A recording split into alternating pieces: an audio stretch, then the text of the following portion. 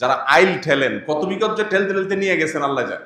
1 বিঘা সম্পদ যদি কেউ কারো আত্মসাৎ করে, নবীজি সাল্লাল্লাহু আলাইহি সাল্লাম বলেছেন 7 তবক জমিনকে কিয়ামতের ময়দানে তার গলায় ঝুলিয়ে দেওয়া হবে। কত জমিন লাগে তোর নেই, সেদিন মৃত্যু হবে না, কষ্ট যন্ত্রণা এটা ঠিকই হতে থাকে।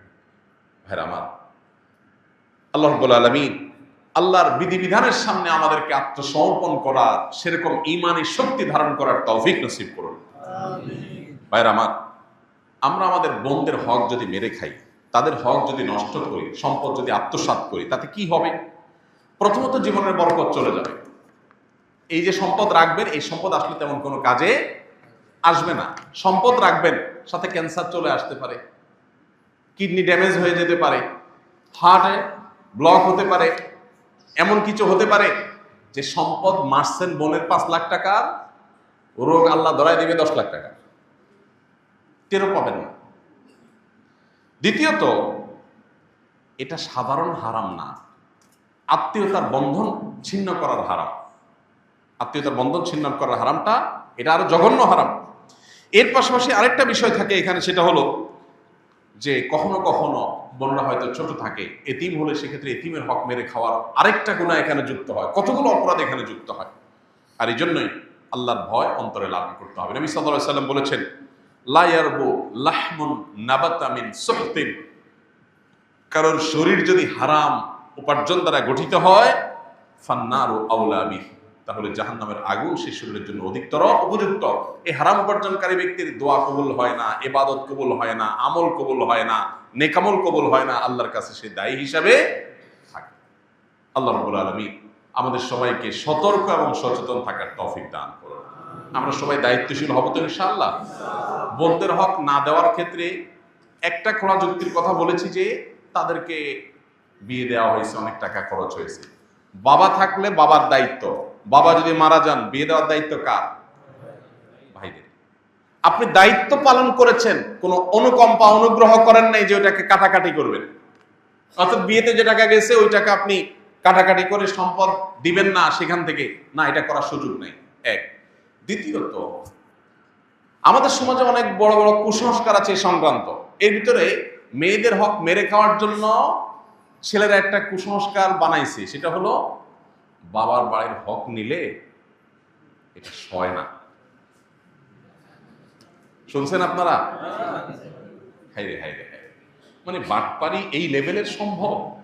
আপনি চিন্তা করেন, একই বাবার সম্পদ, ছেলে সব আগলে ধরে রাখবে, ভোগ করবে, তার সইবে, কোনো অসুবিধা নেই।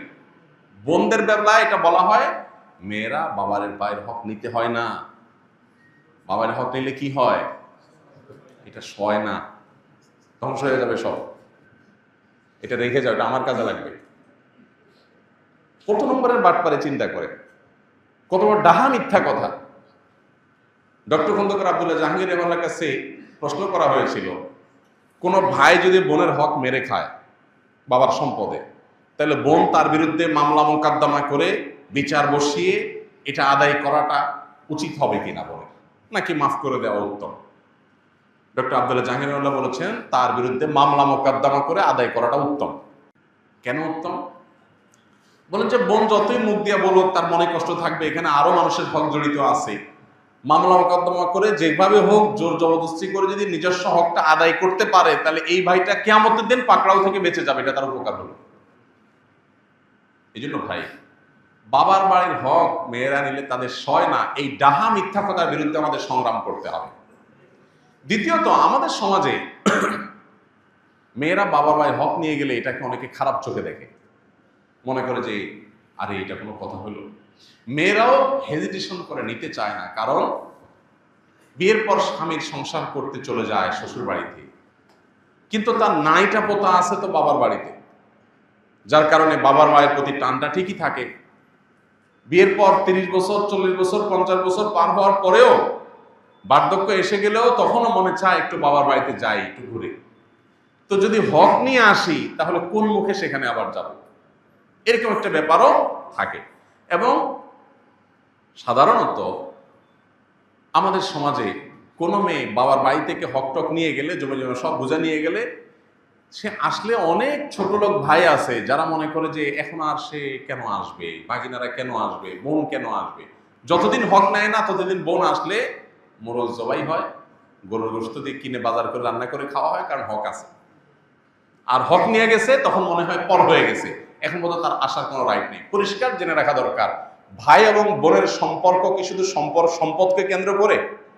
অতএব বোন যদি তার প্রাপ্য হক বুঝিয়ে নেয়, তারপরও মৃত্যু পর্যন্ত এই বোনের সাথে সুসম্পর্ক বজায় রাখতে হবে। এবং বাবার বাড়িতে, ভাইয়ের বাড়িতে বেড়াইতে আসার অধিকার বোনের ঠিকই থাকবে। আবার ভাইয়েরও কর্তব্য থাকবে বোনের বাড়িতে গিয়ে বেড়ানো এবং তাকে দেখা, খোঁজ খবর নেওয়া। এটার সাথে সম্পদ দেওয়া নেওয়ার কোনো সম্পর্ক নাই। অতএব এই কুসংস্কারের উপর আমাদেরকে আঘাত করতে হবে যে কোনোভাবেই এই কুসংস্কার থাকা চলবে না। ভাইয়ের হক থেকে বা বাপের হক থেকে, সম্পদ থেকে বোন সম্পদ নিয়ে গেলে সেই বোন, সেই মেয়ে আর বাপের বাড়িতে আসতে পারে না, এটা সঠিক কথা নয়। বরং সম্পদ নিয়ে গেলেও আসতে পারবে, সম্পদ থাকার মধ্যে তো অবশ্যই আসতে পারবে, বলাই বাহুল্য। এই জন্য ভাই এই কুসংস্কারটা আমাদের দূর করতে হবে। অনেক ক্ষেত্রে দেখা যায় একটা সিন ক্রিয়েট করা হয়। কিরকম সিন ক্রিয়েট করা হয়? মেয়েদের সম্পদ মারার ক্ষেত্রে দুইটা সিন ক্রিয়েট হয় সাধারণত। একটা হয় বাসর ঘরে, মহর দেওয়ার বেলায় আসলে ফুসলায়া ফাসলায়া, মেয়েরা লাজুক প্রকৃতির হয়। বাঙালি মেয়ে, মুসলিম মেয়ে আরো বেশি লাজুক হয়, যত ধার্মিক তত লাজুক হয়।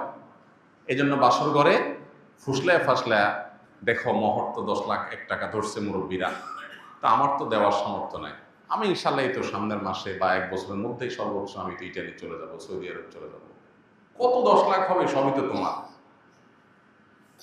বউ তখন বেচারি শরমে পড়ে বলে যে আরে কি বলেন এসব, আমার কোনো দায় দাবি নেই এগুলা।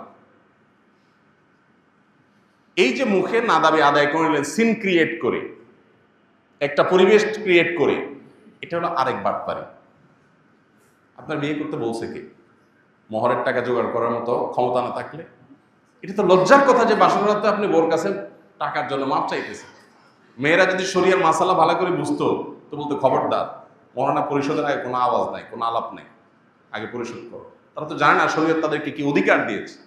আরেকটা বাটপারি হয় বাবার মৃত্যুর পর, মায়ের মৃত্যুর পর বোনদেরকে দাওয়াত দেয় ভাইয়েরা, বাগিনা বাগিনী এবং জামাই সমেত।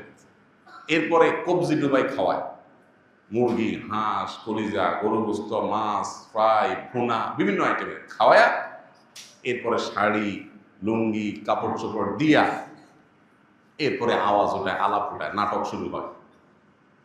বলে দেখো বোন, তোমার বিয়েতে অনেক টাকা পয়সা খরচ হয়েছে, এদিকে বাবা অসুস্থ ছিল, বাবার পিছনে লাখ লাখ টাকা খরচ করা আছে, সেগুলো তো আমিই করছি, সব তো তোমরা জানো। আল্লাহর রহমতে তোমরা তো আসো, ভালোই আসো, আল্লাহ তো কষ্টে রাখেনি। এখন বাবার সম্পদের শহীদ অনুযায়ী তোমাদের কিছু পাওনা আছে, এখন তোমরা যদি বলো সেগুলো আমি ভাগযোগ করে দেব, বলো কি করা যায়। বোনটার লজ্জা, না ভাই কি বলে, না হারিয়ে লাগবে না, থাক। বোনটা চিন্তা করে এই এতিম গরিব ভাই আমার অসহায় ফকিরের মতো ভিক্ষা চাইতেছে, ছেড়ে দেয়। এই যে বোনটা ছেড়ে দিল, সে কি আসলে মন থেকে ছেড়ে দিয়েছে? এই ছেড়ে দেওয়াটা কি মন থেকে? হ্যাঁ, কিছু এক্সেপশন কেস আছে যে বোন ভগ্নিপতিদের কাল্লা অনেক দিয়েছে, অডেল দিয়েছে, ভাইরা বরং অনেক গরিব অভাবী। তখন বোনরা যদি উইলিংলি বলে দেখো ভাই, বাবার সম্পদে আমারও হক আছে, বাট আমি নিলাম না, তোমরা কষ্টে আসো, আমি দায়মুক্ত করে দিচ্ছি, তোমরা ভোগ করো, সমস্যা নেই, ভিন্ন কথা। কিন্তু আপনি সিন ক্রিয়েট করলেন, বোন লজ্জায় পড়ে গেল, এরপরে সে বললো মাফ করে দিল, আপনি বললেন হুজুর আমি তো মাফ নিছি। এই মাফ হবে না। দেখুন, মেয়েদেরকে ঠকানোর জন্য বহু রকম কুসংস্কার আমরা সৃষ্টি করেছি, এর বিরুদ্ধে আমাদেরকে সংগ্রাম করতে হবে। এই অবহেলিত ফরজ, এই ফরজটাকে প্রতিষ্ঠা করতে হবে, বোনদের হক আদায় করে দিতে হবে। অনেকে আছেন বাবার হক ভোগ করছেন, বাবায় ফুফুর হক মারছে, বাবা ফুফুরটা দাদার সম্পদে ফুফুর হকটা দেয় নাই বাপ চাচারা। এখন আপনি ছেলে বলতেছেন আমার তো দায় নেই। জি না, আপনারও দায় আছে। আপনার দায় কি? আপনার হিস্সায় যতটুকু আসছে এখানে আনুপাতিক হারে ফুফুর কতটুকু হক আছে ওইটা তাকে আপনি বুঝাই দিতে হবে, না হলে আল্লাহর কাছে আপনি দায়ী থাকবেন। আমরা অন্য ধার দানা নিয়ে হিসাব নিকাশ করি, কিন্তু এগুলো নিয়ে সেভাবে হিসাব নিকাশ করি না। এটা অনেক অনেক গর্হিত বিষয়। আরেকটা ভয়াবহ কাজ হয়, যারা দেয়, বোনদের হক দেয়, তারা আরেকটা 2 নম্বরই করে। দেখেন কত রকম লেয়ারে লেয়ারে 2 নম্বরই। সেই 2 নম্বরটা হলো বলে যে বোনরা ভিটা বাড়িতে পায় না, ভিটা বাড়ি এটাতে পায় না, তাহলে কোথায় পাবে? নাল জমিতে। এখন ধরেন ভিটা আছে 1 বিঘার, ধানের ক্ষেত আছে 2 বিঘার, মোট 3 বিঘা। যখন ভাগ হবে, ধরেন ভাই একজন আছে, বোন একজন আছে, ফর এক্সাম্পল, তো ভাইয়ে ধরেন 2 বিঘা পাবে, বোনে ধরেন 1 বিঘা পাবে, ভাইয়ের অর্ধেক পাবে। তো এইরকম পরিস্থিতিতে সাধারণত মেয়েদেরকে কোনটা দেওয়া হয়? ক্ষেতেরটা। তাহলে বোন 1 বিঘা পাইলো ক্ষেতের, আর ভাই 2 বিঘা পাইলো। 1 বিঘা হলো ভিটার, আর 1 বিঘা হলো ক্ষেতের।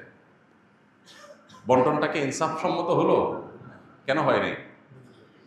কারণ ভিটার যে 1 বিঘা, এটার ভ্যালু হয়তো ক্ষেতের 4 বিঘার সমান। তাহলে জমি হয়তো সমান সমান দিচ্ছেন, তার ভ্যালু কি নাই? সমান না। এই জন্য জমি সমান সমান দিলে হবে না, ভ্যালু হিসাব করতে হবে। যে ফর এক্সাম্পল 1 বিঘা ভিটা আছে, এই ভিটার 1 বিঘার দাম 10 লাখ টাকা, আর নিচে খেতে আছে সেগুলো বিঘার দাম 3 লাখ করে। তাহলে 3 3 6, আর এখানে 10 16 লাখ। 16 লাখের মধ্যে বোন, ভাই যদি ধরেন বোনের দ্বিগুণও পায়, আর যদি ভাই তার অর্ধেকও পায়, তাতে কত পায়? প্রায় 5 লাখ প্লাস মাইনাস, আর ভাই হলো 10 লাখ প্লাস। তো বোন 10 লাখ 5 লাখ প্লাস, আর ভাই 10 লাখ প্লাস। এবার আসেন, ক্ষেতের যদি 1 বিঘা পায়, তাহলে 1 বিঘার দাম 3 লাখ, আরো বাকি আছে 2 লাখ প্লাস। ওই 2 লাখ প্লাস হয় ক্যাশ দিয়ে দিতে হবে, আর না হলে বিটা থেকে এক পাশ থেকে দিয়ে দিতে হবে, তারপর দায় মুক্ত হবে না। জিনিসটা কি ক্লিয়ার হয়েছে? অনেক বোনেরা এই জায়গাটাতে এসে বঞ্চিত হয়, এবং এটা একটা লজিক্যাল কারণও থাকে। বাইরে বলে যে দেখো, আমাদেরকে তো ভিটায় বসবাস করতে হবে, তোমাদেরকে দিলে এটা বিক্রি করে গেলে আমরা কোথায় কি করবো? কিন্তু শরিয়ার বিধান হলো, বোনরা যদি ওই ভিটাতেই পায়, ধরেন কারোর ভিটাই আছে আর কোনো ক্ষেত নাই, তাহলে ক্ষেত থেকেই কিন্তু বন্টন হবে, এবং সেখান থেকে প্রয়োজনে তারা বিক্রি করে নিয়ে যাবে। আপনি বলেন তাহলে ছেলেরা থাকবে কোথায়? থাকবে কোথায় তারা জানে, তাদের আল্লাহ জানে। আমার হক আমার বাবার সম্পদে, আমি এটা নেব, তুমি কোথায় থাকবা তুমি বুঝবা। তুমি প্রয়োজনে আমার সাথে নেগোসিয়েশনে আসবা, অন্য কোনোটা দিয়ে অদল বদল করবা, বা আমার কাছ থেকে লোন নিয়ে থাকবা, না হলে আমার মালিকানা বাড়িতে ভাড়ায় থাকবা।